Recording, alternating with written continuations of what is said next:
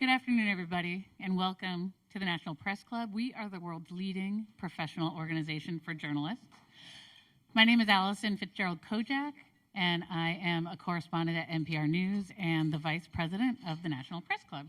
And we're so pleased today to welcome to the National Press Club former President of Mexico, Vicente Fox.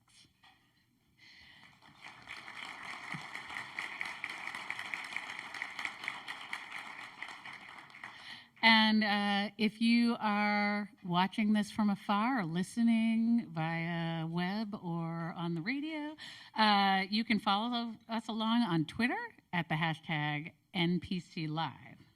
And since I expect that this may be a pretty lively event, I just want to remind our audience here in the room and those listening and watching elsewhere that our audience is made up of working journalists and club members who are not journalists and guests and the general public. So if you hear applause, it's not necessarily a sign of a lack of journalistic objectivity.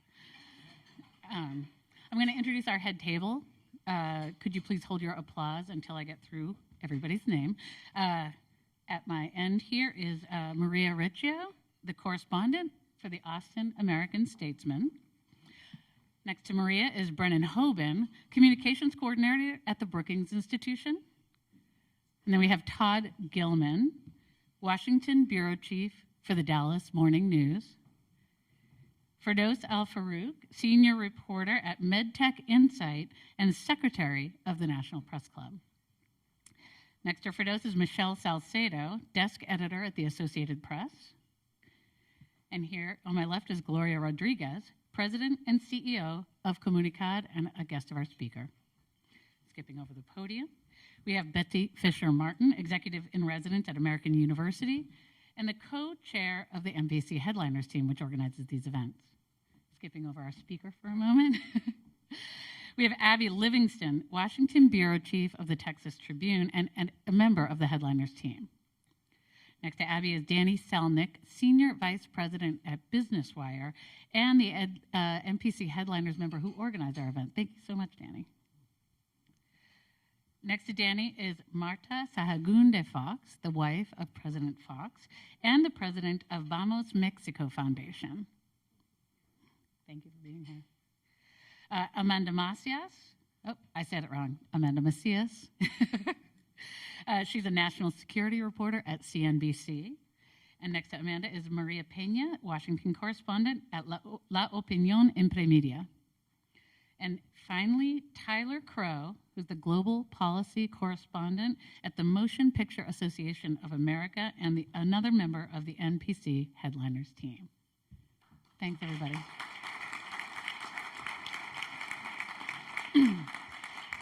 I'd also quickly like to thank a few other members of the Headliners team who helped put this event together: Lisa Matthews, Bill Lord, Lori Russo, and Tamara Hinton, and our NPC staff who makes these events run so smoothly: Lindsay Underwood, Laura Coker, and our executive director, Bill McCarran. Thanks, everybody.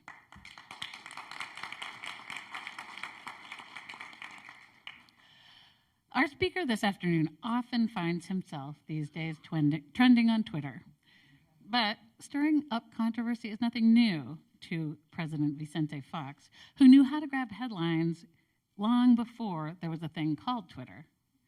Mr. Fox was elected to be the 55th president of Mexico in December 2000, the first opposition candidate in more than 70 years to win this nation's highest office. His administration focused chiefly on improving trade relations with the United States and maintaining Mexico's growing economy. Mr. Fox left office in 2006, and in a break with his country's cultural norms and traditions, he's not been shy about expressing his views or opinions.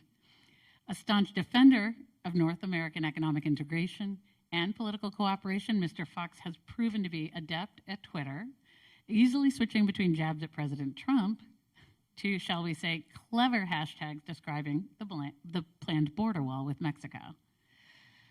If you haven't seen it, you can look it up. But Mr. Fox has a message that's a bit longer than 240 characters. In his recent book entitled Let's Move On, Beyond Fear and False Prophets, Mr. Fox warns of the dangers of anti-intellectualism and apathy in our modern political discourse. Today, he'll deliver an address entitled Democracy at the Crossroads, Globalization versus Nationalism, and will no doubt provide us his candid assessment of the future of U.S.-Mexican relations. Please join me in welcoming to the National Press Club former Mexican President Vicente Fox.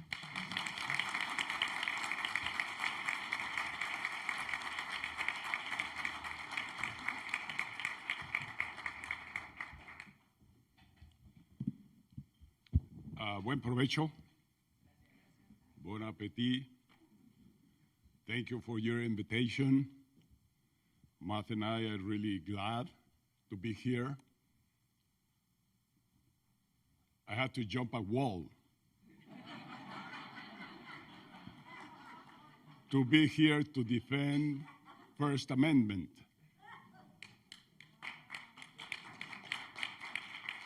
To be by your side on the important strategic role that press plays in our societies and in the whole of the world. Martha and I experienced,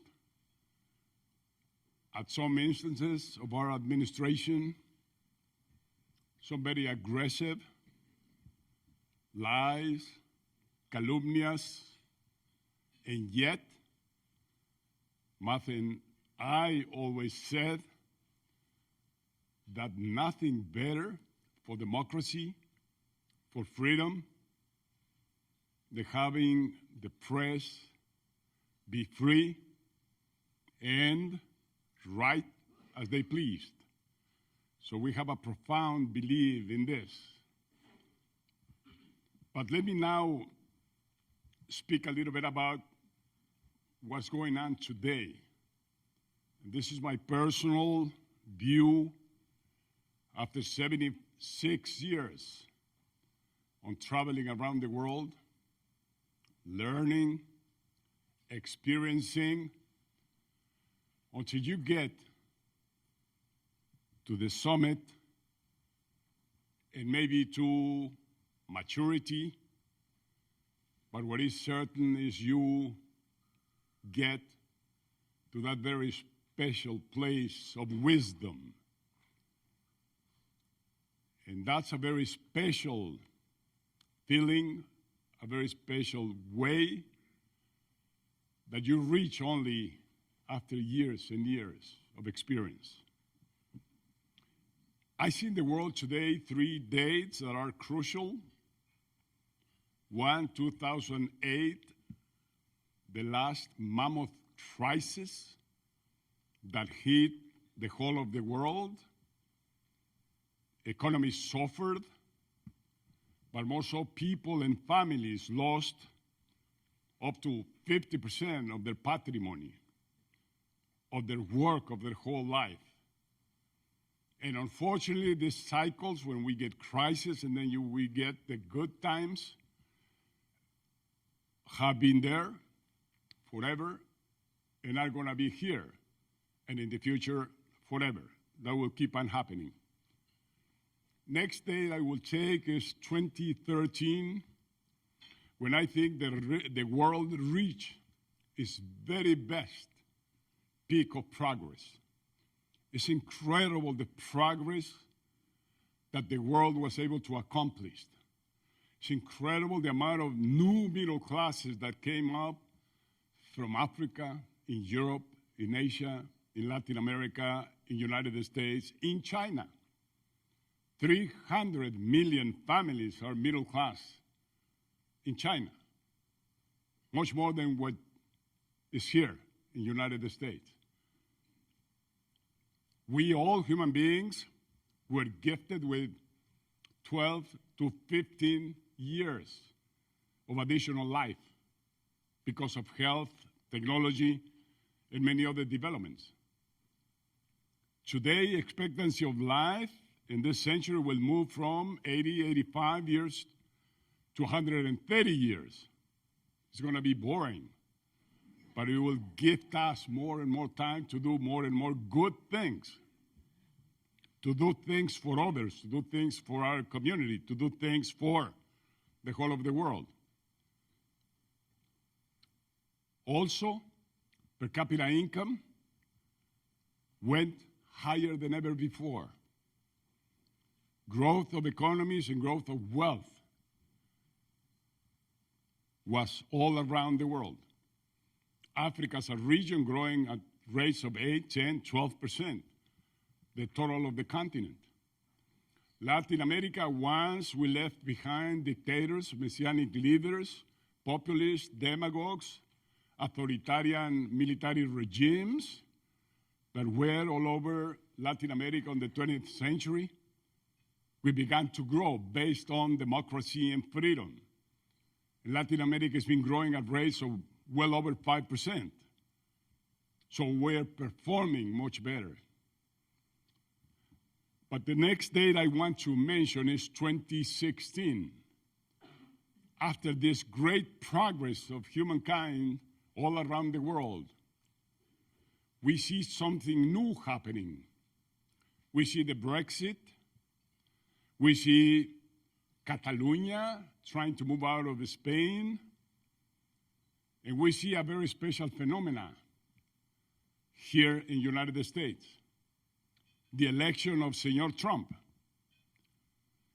And this is the election of a new alternative world with a U-turn to come back to the old times of the nation state, to the old time of a strong authoritarian government, yes, to control borders, but also to control people, citizens, to control all free thinking into one thinking mind. It's difficult to understand why should we put a whole nation in hands of one man and let him do what he pleases. That's not the American dream. That's not what Washington, Jefferson, Lincoln, and all of them thought. They wanted to have independent branches of powers. They wanted to have checks and balances because they knew that sometimes you get as leaders, fake leaders, false prophets. You get as leaders those who don't have clear the path where they're going and what for they're moving there. So we're back to the nation state. We're back to what we saw at the beginning of last century.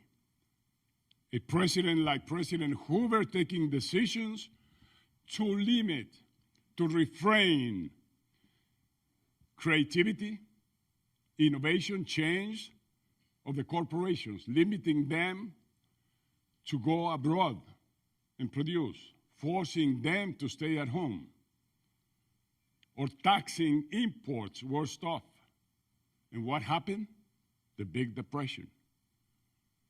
So we've been moving around this global world that we've been building together and that we have seen how enriching, rewarding, and successful it has been.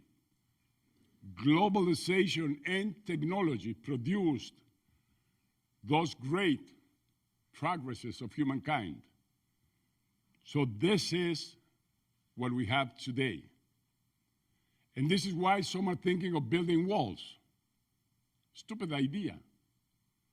I mean, when we have worked together, the three of us, Canada, United States, and Mexico, for long, way, way before Trump reached power. And we decided to join and partner 25 years ago. And we have built the best tool for progress, for competitiveness, for creating jobs, for bringing income to people.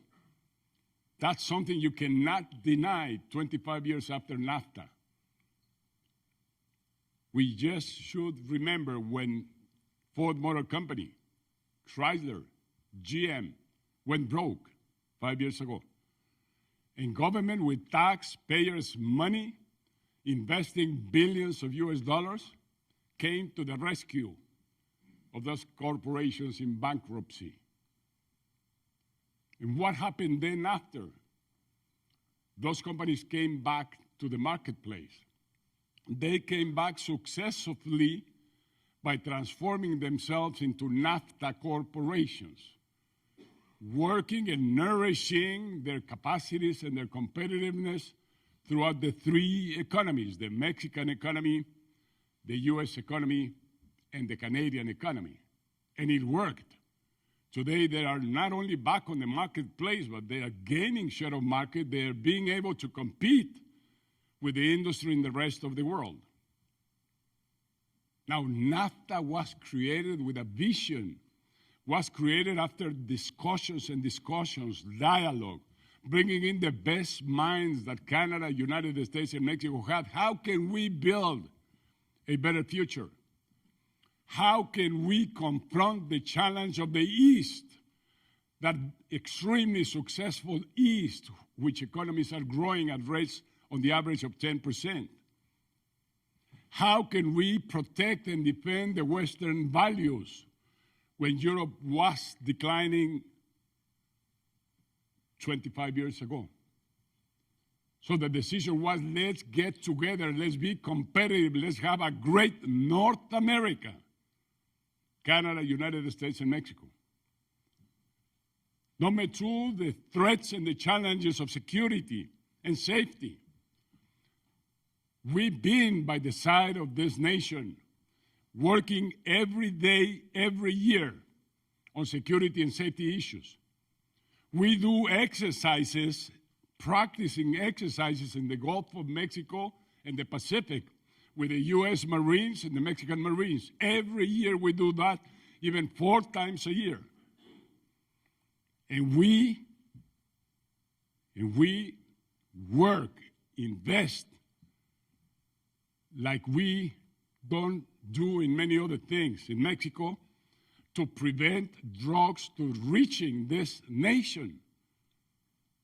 Because Mexico doesn't produce drugs, doesn't consume drugs significantly.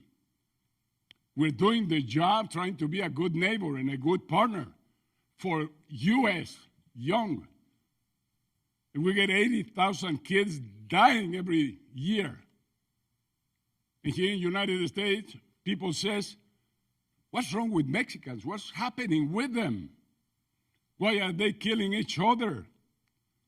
Are they drinking too much tequila? No, we're working to prevent drugs reaching this nation. And what is happening here? That you're legalizing consumption. So we pay the price of 80,000 kids dying every year, and you legalize here. And by the way, I am totally in favor of legalization. That's the only way we're going to get out of this trap. But that's one of the NAFTA purposes. Another NAFTA purpose was to bring competitiveness to the region. Because we do have, each of us, capacities, resources, that put it together, we become competitive. The three of us. And final purpose, it was, let's give a hand to Mexico. Let's bring Mexico, upgrade Mexico to the standards of United States and Canada. And you know, everything is working fine. We're being successful. And here comes this disruptor or destroyer with a full ignorance on how economies work to say that it's not right that Mexico takes away the jobs from the United States. That trading is a zero zone. What you win, the other one loses. I mean, this nation has been a trader, has been a Phoenician since the beginning of times. The first and very first economic policy of President Washington was to send Jefferson and other bright minds of this nation to Europe to trade so that the economy could start growing here in the United States. Right after World War, I mean, the trading became open, and U.S. forced every other economy to open our markets. And now that we develop our capacity, they say, no. We're not ready to compete again. So let's go back to build walls, to reduce trading, to impose tariffs, and else and else. NAFTA in one generation, 25 years, accomplished 80% of the dream. And today, Mexico's at full employment in most of its regions and states. And today, the migration trend has reversed. Now many more Mexicans are coming back to Mexico. That was the original idea of NAFTA, to create the jobs, to create the opportunities in Mexico so that people would not be willing to migrate. And that's exactly what we should do now with Central America. And it's not fair. It offends dignity to call animals to those migrants. So, NAFTA is working. In 25 years, we have reduced the gap.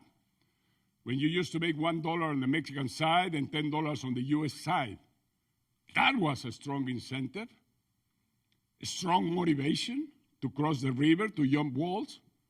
Who of you would not go for multiplying your income from 1 to 10? I mean, economic incentives work, and this one worked. But now, 25 years after, that gap is reduced to 5 to 1. Again, we're doing the job. NAFTA is working. And my forecast is that in one more generation, 25 years more, we will be on a 1-to-1 income, same as Canada and United States. And that's the purpose, that's the objective of NAFTA.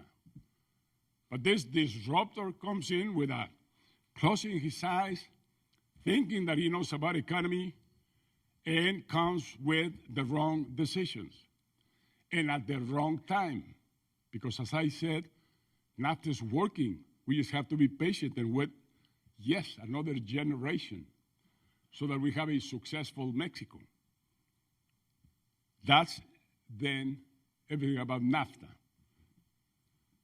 What we have today in Mexico, we have an election coming, July the 1st. And finally, this dilemma, these two options that have been alive in Latin America. On one side, populism, demagoguery, false prophets, and on the other side, responsible governments, respect for freedom, respect for democracy, respect for human rights. This is the successful world, the world that has accomplished great things. There is not one nation that I know of, neither Argentina with the Kirchners and the Perrons, nor Venezuela with the Maduros and the Chavezes, nor Cuba with the Castros, nor Bolivia with the leader there, or the eternal leader in Nicaragua today. Those models are obsolete. They don't work. They come from the Sao Paulo Forum. They come from ideas that were back on the 20th century, but they don't serve anymore. So now Mexico is confronted with that dilemma. We have two candidates that either one will be a great president of Mexico. I'm talking about Meade, unfortunately, with this milestone on his shoulders of PRI. Unfortunately, he has the wrong trademark, the PRI, but he's a bright, experienced, excellent leader for government and future president, and Anaya, the representative of youth, of millennials, an aggressive kid with all the virtues of being young, but maybe the only problem of such, of having or not having experience. But yet those two options can work excellent for Mexico. But the head runner is the other guy, and we're worried. Because democracies that are not sustained on middle classes, on educated middle classes, are very difficult to sustain. Because people go for a gift, they go for whatever they can get on the short term to survive, and they don't reflect about the future of their nation. So that's what we have in Mexico.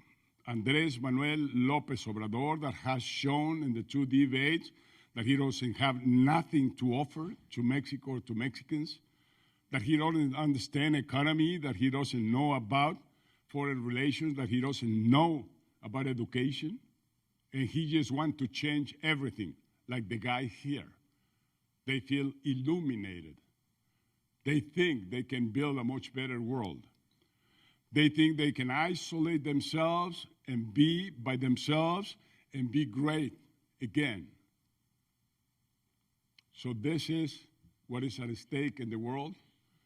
I send these provocative messages, and now I guess it will be very convenient to go into a Q&A session. Thank you very much for your attention.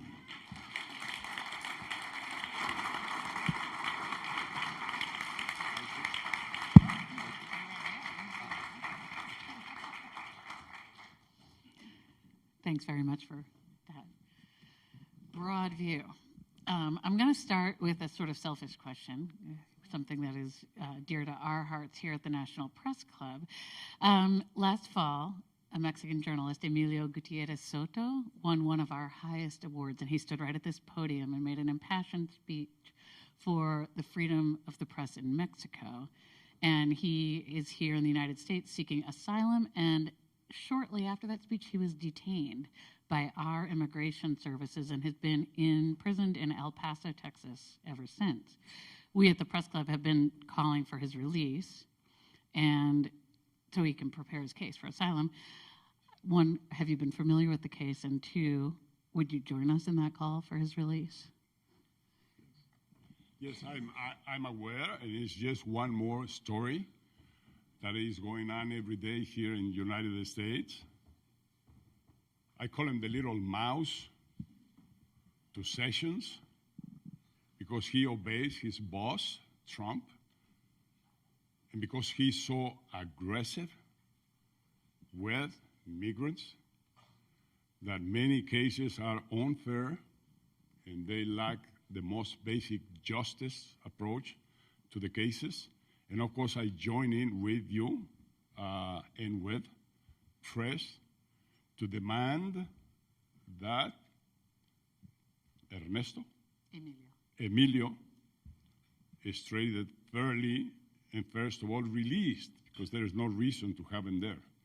But I claim for all those others that are suffering exactly the same thing.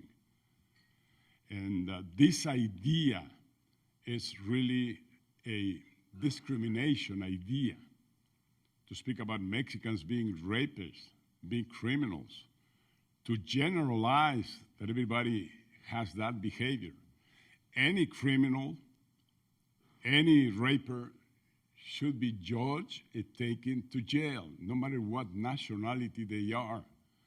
But to select a few countries, a few nations, to start pressing this way is totally unfair.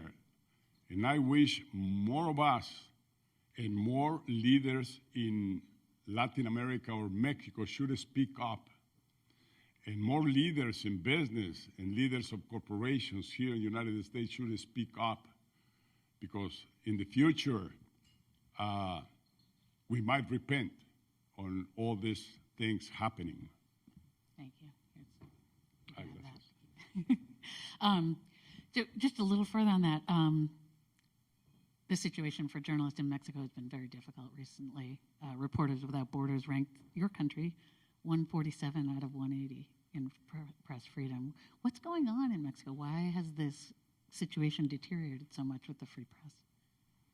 Well, I cannot think that it's a special case to go after one person because he's exercising his freedom. It's 80,000 people that die in Mexico. And it's this problem we have with intense violence that comes out of drugs and cartels and comes out of the way we're trying to confront the problem. I think it's the wrong way. We must legalize. Why I say, because many of these press representatives that have been killed would be writing about cartels or might be giving a fight against cartels and against crime, or might be denouncing. But same the other 80,000 kids. And what I say usually is they were not born criminals. They do not have criminality in their genes. All those 80,000 kids which die on the streets of Mexico, they had a dream too. Maybe they looked for a job and they didn't get it. And then they looked for a scholarship to go to university and they didn't get it. And then they found out that in the cartels, they're paying 3 times minimum wages and more, that they get a better salary working for the cartels than working for GM in the manufacturing line. So it's tough what we're having there because of drugs and war on drugs and war on cartels. Corruption. The money for corruption mostly comes from these guys also. They are such a strong power, they are getting $55 billion every year out of the drugs sold in the United States. And that money comes back to Mexico, used to bribe officials, to drive army people, to bribe policemen, to bribe most everybody there in Mexico. I wish we would have some understanding on this problem and we would work together as partners. I mean, United States and Mexico. We can do much better if we stop putting the blame on the other and we start working together as NAFTA members, as NAFTA partners. So on that topic, you've advocated for the legalization, the global legalization of drugs. What do you think that would achieve, and what do you think the roadblocks are? Well, my position is based on ethics. It's based on the belief of freedom, and that every human being is created free, and to use that freedom with responsibility. So governments do not have the right to impose behaviors or moral conduct on us, the people. And this is a principle of the Founding Fathers. Even God itself, from any religion, will impose dogmas and beliefs. But at the very end, God let us be free, and we can spit on him, we can go against him, and he still respects our freedom. So freedom is a very key issue on drugs. Now, the idea is not that you harm yourself, you harm your health, or you die on a suicide through drugs. It's moderation, it's knowledge, it's information, it's prevention that works in the case of drugs. But prohibitions don't work and will never work. It has to be understanding, it has to be information, it has to be conviction, it has to be building our own beliefs. So I think that changing the paradigm, and I have witnessed that. I've been in every market where drugs have been approved and legalized, even marijuana or even other drugs. And I see this change of criminal and illegal activities into business, entrepreneurship, a new industry. And it works. And it works. And it works pretty well. Even some people move from having been criminals to become farmers or become businessmen. when the industry is legalized. So I've seen that it works.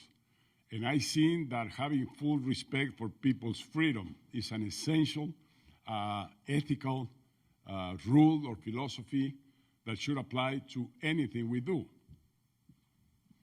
Okay, we're going to turn now to our president, because there's a lot of questions here. The first one, if you had an opportunity to sit down with President Trump, what would you say to him? I received a message inviting for that. And my answer was very simple. Apologize to Mexico and to Mexicans, to my dear paisanos here that were offended, and I will gladly sit with you.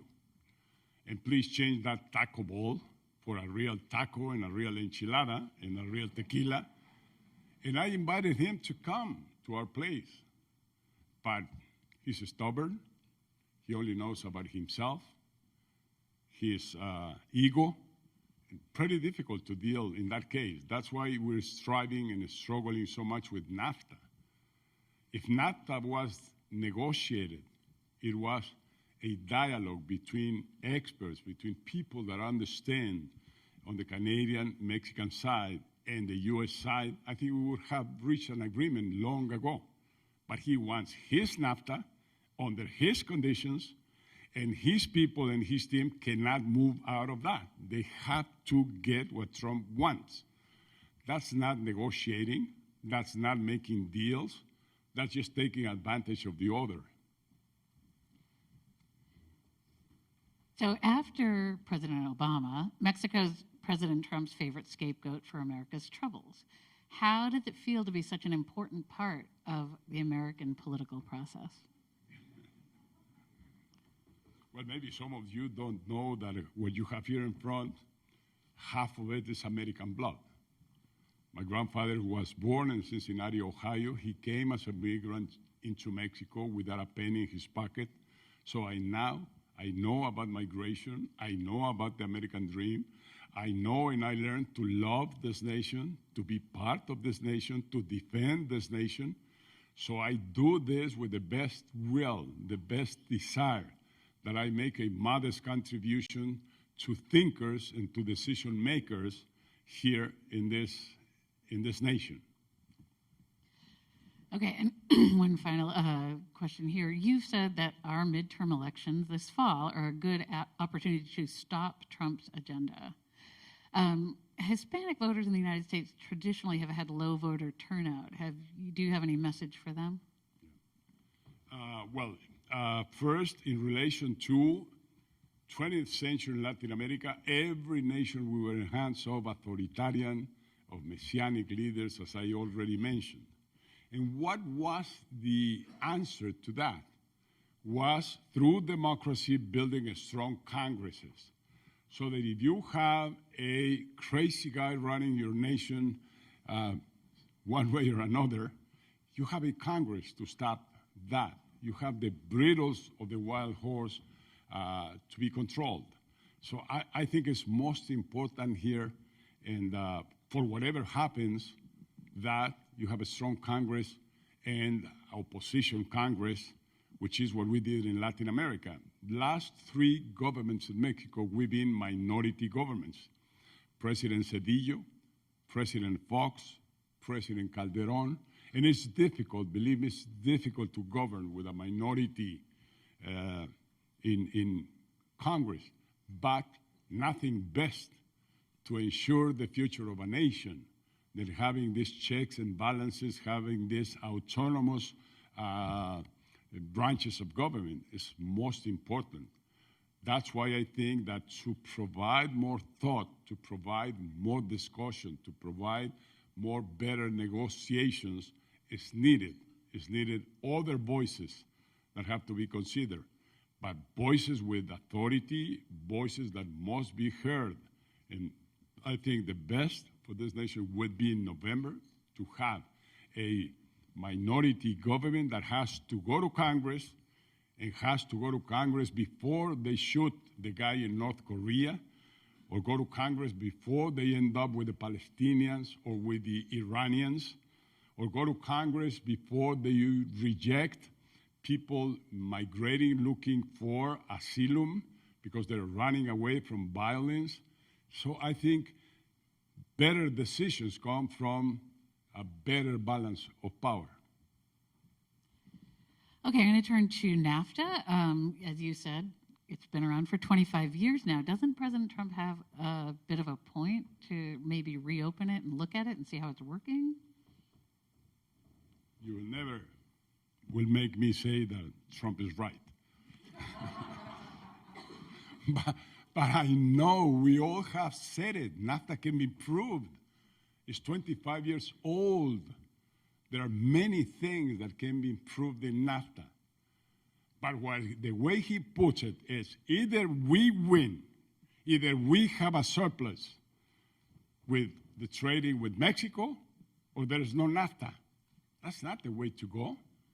I mean, you have surplus or you have deficits according to your competitiveness, according to your capacities and your wisdom in marketing and selling.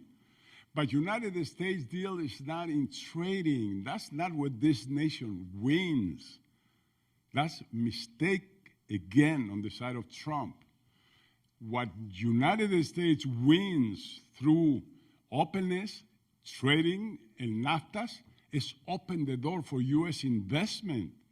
And look at the profits, the enormous, the mammoth profits that corporations bring back to United States. That's where the businesses, and by the way, now saying that the wealthy, that the corporations are wrong, are not doing with their social responsibility. I want to recall this nation that 60% of families here in the United States are owners, are stockholders of corporations, stocks and assets. So Wall Street is maybe the best creation of humankind to distribute income. And today is the bad guy. And today, many people want to destroy or to stop Wall Street. Well, Wall Street is 60% of U.S. families that have a stock on those corporations.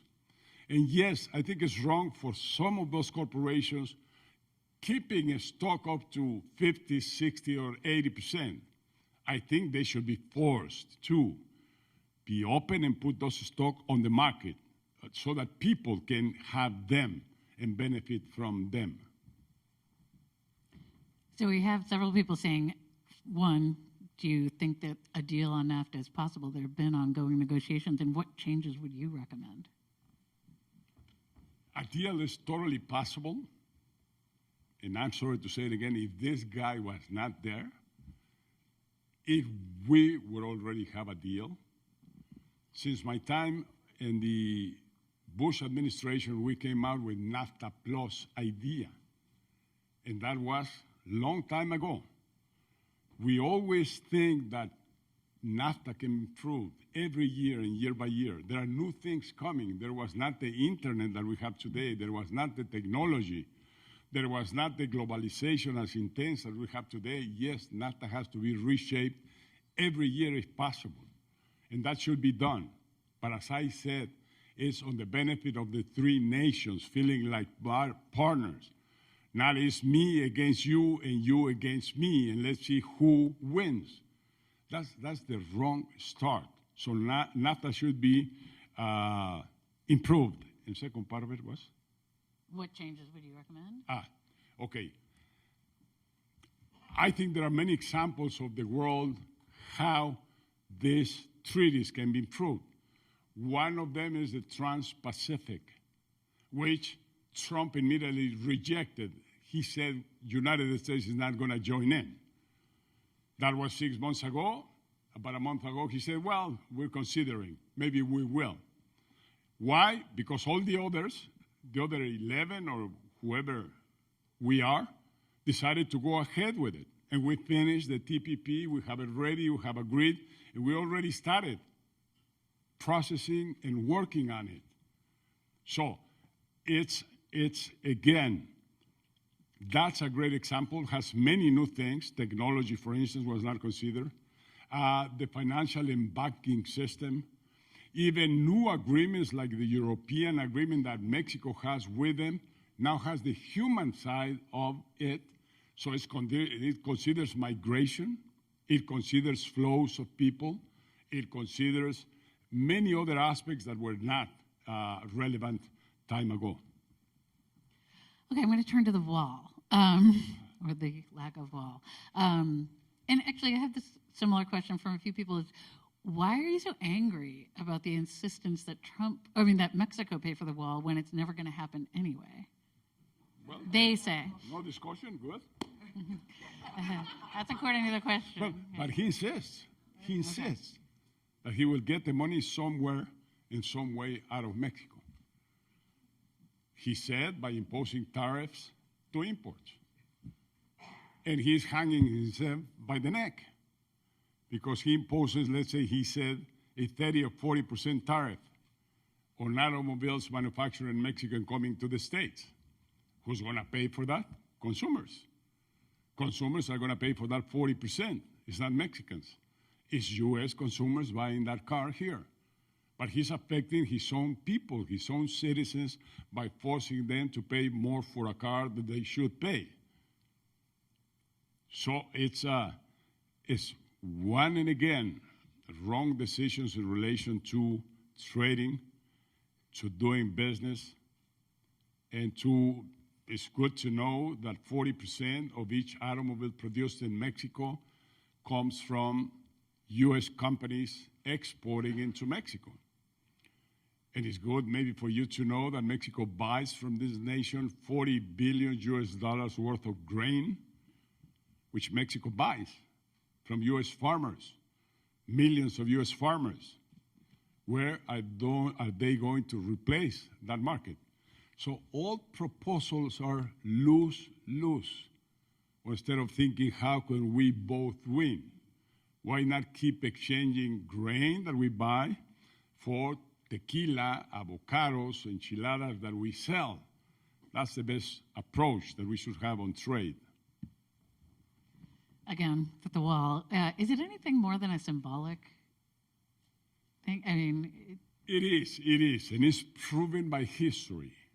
I mean, the Chinese wall that he has so proudly mentioned, I mean, Trump, the great Chinese wall. It was caused with great effort, paid by Chinese people, working, putting stone by stone on that wall, doing a lot of sacrifice. And what happened immediately? The Manchus and the Mongols jumped the wall and conquered China. So didn't work, that wall. Berlin Wall, exactly the same. It didn't work against freedom. And this wall, I mean, let me put it this way. I profoundly believe in the concept of vanguard, successful vanguard, educated, technological vanguard that drives the world ahead. I mean people, I mean corporations, I mean schools, I mean universities. And the rear guard, the forgotten ones, the ones that don't have even food in the table, the ones that don't have opportunity, the ones that are not educated. It's an obligation and convenience of the vanguard to take care of the rear guard and to keep that gap as closed as possible. Because if not, what happens? This rear guard, if it's hungry, if it's extreme poverty, if it's desperate, they will jump any wall. They will swim any sea, the Mediterranean or the Gulf of Mexico or whatever. They will jump your fence in your homes. So why do we want this side of the equation to lose all hope that they can progress? So it's an obligation, and it's a convenient obligation of the vanguard to keep close to the rear guard. And this is what corporations are doing, and this is what nations are doing, to be compassive, to bring them in, to bring education to them, to bring opportunities to them. And that's what works, and that's what will work to the future. So walls don't work, and that will keep happening if we don't attend this. U.S. Congress has sitting there the bill presented by Senator Kennedy and Senator McCain 16 years ago, and is the right answer to the migration issue, because every country has the right to control its borders, to bring security and safety to your borders. I agree on that. That's what Mexico wants. That's what any nation wants. But there are much better ways of doing it than the way it's being proposed. That initiative that is there has an answer to the flow of migration every year, has an answer to the illegals here and how they can be documented or go back, has an answer to not separating families, fathers from children and children from mothers. Everything is in writing there. So instead of the stick, what we should use is our wisdom, is our intelligence, to have better answers to the problems that we're confronting all around the world. So I have a couple of questions here which sort of seem to sum up the whole debate that's happening about the U.S. and Mexico. So I'm just going to read them one after the other. What is Mexico doing to help its population earn a living wage in order for its people to remain in Mexico and not be forced to come here to work? And the second one actually doesn't end in a question mark. You don't seem to show much sympathy for American workers who've lost their jobs because U.S. companies have moved overseas. Good question. About Mexico, we are doing everything that is in our hands. We've been doing everything that is possible in trying to retain our people. We don't want them out. We would love to have them in. But history, when you go back and you see that 20th century where all of Latin America failed because we did not enjoy the fruit of democracy and the fruit of freedom. We were in the hands of dictators all along, of messianic leaders. What happens when you have that? And that, I think, is something to be considered in the case of the United States. When you have that, when you have the powerful, the dictator telling you, don't worry, I'm going to build the schools for you. I'm going to create jobs for you. I'm going to maintain you. Don't worry. Be there and I will help you. That's the proposal all throughout the 20th century in Latin America. What happened that we didn't grow up as citizens. We did not grow up thinking that it's in my hands, it's in my effort, it's in my sacrifice to progress as much as I can. I don't depend from government. But we never heard that. We didn't learn that. And that's why we lag behind. That's why Africa the same. I mean, those dictators, those guerrillas that they had way back, that promised the same to the African people. So you need what you have here. And my wish is don't lose it. You learn here about the American dream, and you say you get the American dream with your effort. If you go to school, if you work, if you strive, and you go ahead, you make the dream. You yourself. You don't sit down in your living room like many of these followers of Trump are doing. Trump, good, great. You sit down in your living room, you ask for a beer, you drink beer, you watch TV, and you wait for Trump to deliver. To deliver his promise that he will take jobs back from Mexico, back to people here. He will never do that. He said, I'll bring back the coal jobs. I call them carbon jobs. Mm-hmm. And those guys are there sitting, thanks God that Trump came. He's going to solve my problems. That's the losing proposition that we lived by in Latin America for a whole century, 500 million people. So that's not the right way to go. And for those workers that lost their job here, go to the community college. Manufacturing jobs are going to be down, not only in the United States, in Mexico and elsewhere in the world. Robots are going to be taking over. Now we don't need drivers anymore pretty soon. We're going to have cars that drive themselves. So We need to find other ways of replacing jobs. This nation in the last 20 years lost 35% of the manufacturing jobs. But same happens in Mexico. We lost all the textile jobs that we took from United States, from North Carolina and the Carolinas. That industry came to Mexico and we enjoyed it for 5 years. And now it's in Central America. And now it's in Africa. And now it's in China. So manufacturing jobs are not gonna be here. So what you have to do is learn throughout your life. Go to school. Be and learn there. When I joined Coca-Cola, I thought I was joining a corporation for life, that I would be the CEO of the Coca-Cola company worldwide. That was my dream when I joined Coca-Cola as a route salesman. And that was the way we all thought 40 years ago, 50 years ago. Today, a millennial, he's 2 years here, and then I move here. 2 years here, I create a company, I sell it to the big guys, and then I move to. Nobody thinks about staying in one job for all of your life. So yes, these people that lost their jobs is very unfortunate, but you don't sit down and cry. Mexico lost a lot of jobs. We had a lot of unemployment. We worked hard.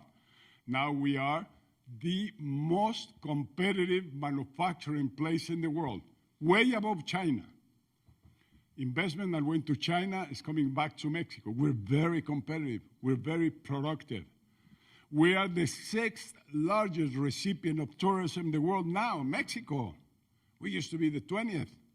Now we're the 6th. Why? Because we have worked. We have developed our beaches. We have developed our cities like San Miguel de Allende, like Guanajuato.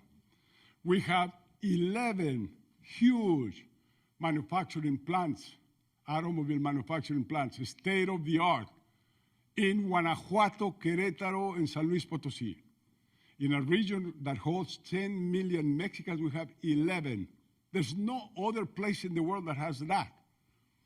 And it's not US corporations, the 3 of them are there, but also it's Mazda, it's Nissan, it's Toyota, it's BMW, it's Volkswagen, it's Mercedes, all of them are manufacturing there. Why? Because we're competitive. That's the only reason. So what you need to do here and what Trump should be thinking is how do we become more competitive? And one way to become more competitive is to associate with Mexico, to associate with Canada. And then you are more competitive and you can be more successful. So we are close to running out of time, but before I ask you the final question, first I would like to present you with the traditional, and hopefully your second, National Press Club coffee mug.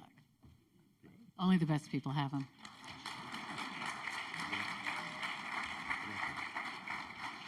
And we have a few events coming up soon that I'd like to welcome you all to. If you can, on May 29th, we have a book event with Brett Baier, who wrote the book 3 Days in Moscow, Ronald Reagan, and the Fall of the Soviet Union. That's Brett Baier of Fox News. May 31st, screening of the film Chappaquiddick and a discussion with the screenwriters. On June 20th, we have a breakfast and book discussion with John Meacham. His book is The Soul of America, The Battle for Our Better Angels. And on June 27th, we have a luncheon with the CEO of Delta Airlines, Ed Bastian. And for my last question, I was going to ask, and I'm very disappointed that I can't, who made your boots? But you're not wearing boots today, so I have to ask. I really thank you for this cookie. But where are your boots? When you are going to jump a wall, you change your boots. You wear sports and tennis shoes so that you can really get up there. Thanks very much.